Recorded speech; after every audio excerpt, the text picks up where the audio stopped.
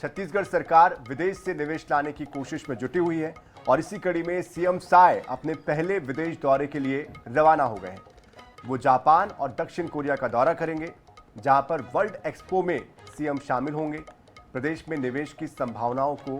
तराशेंगे और प्रदेश में किस तरह से निवेश को बढ़ावा दिया जा रहा है उसको लेकर भी वहां पर उद्योगपतियों के साथ बातचीत होगी और छत्तीसगढ़ आने के लिए उनको आमंत्रित करेंगे।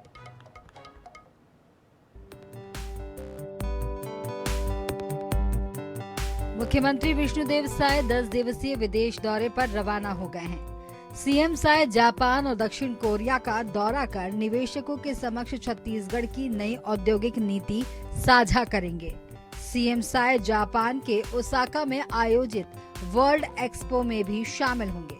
जहां वे छत्तीसगढ़ में ऑटोमोबाइल सेक्टर में निवेश की संभावनाओं पर चर्चा करेंगे। दौरे में सीएम साय छत्तीसगढ़ में फूड प्रोसेसिंग, इलेक्ट्रॉनिक्स समेत अन्य सेक्टर्स में निवेश के लिए आमंत्रण देंगे। विदेश प्रवास के दौरान कई एमओयू भी किए जाएंगे,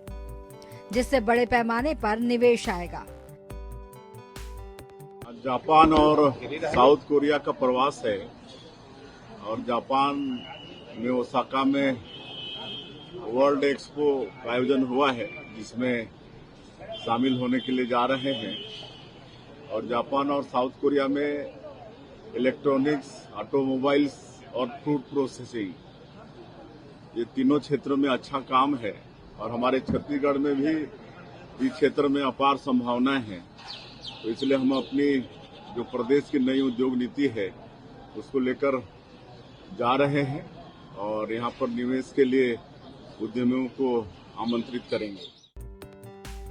विदेशी निवेशकों को आकर्षित करने के मकसद से सीएम विष्णुदेव साय का यह दौरा बेहद अहम माना जा रहा है। सरकार को उम्मीद है कि इस विजिट से छत्तीसगढ़ में निवेश की नई राहें खुलेंगी। गौरतलब है कि सरकार की नई उद्योग नीति आने के बाद दिल्ली, मुंबई और बेंगलुरु जैसे शहरों में इन्वेस्टर्स मीट से अब तक 6,65,000 करोड़ रुपए के निवेश के प्रस्ताव मिल चुके हैं, जिसके बाद ही विदेश से निवेश आकर्षित करने का फैसला हुआ है। रायपुर से INS 24/7 के लिए स्वप्निल गौरखेड़े की रिपोर्ट।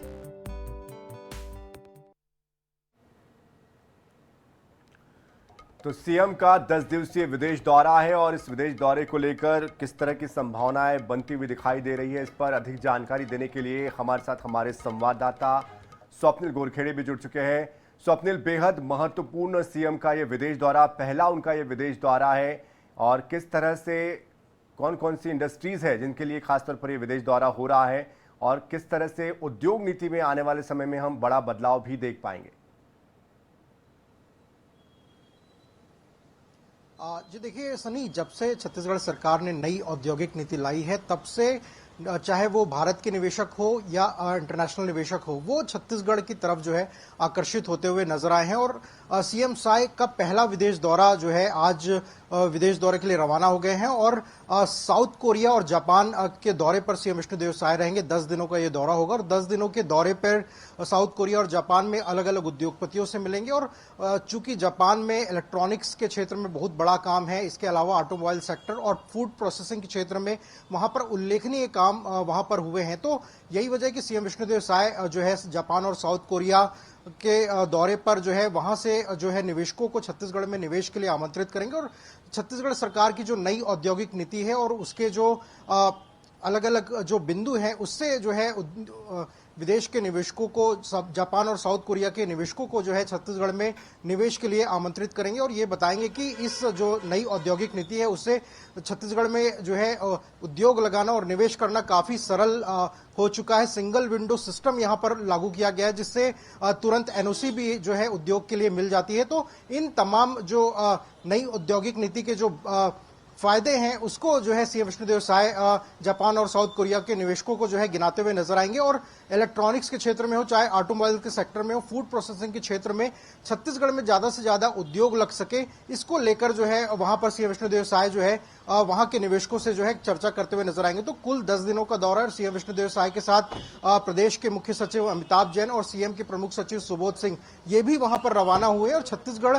की जो औद्योगिक नीति है उसको जो है साझा करते हुए छत्तीसगढ़ में चूंकि निवेश की अपार संभावना है, यहाँ पर कोयला है, बिजली है और तमाम संसाधन जो एक उद्योग के लिए जरूरी होने चाहिए वो सभी संसाधन यहाँ पर जो है सरल और सहज रूप से उपलब्ध है। तो यहाँ पर ज्यादा से ज्यादा विदेश के निवेशक यहाँ पर आए, जापान और साउथ कोरिया के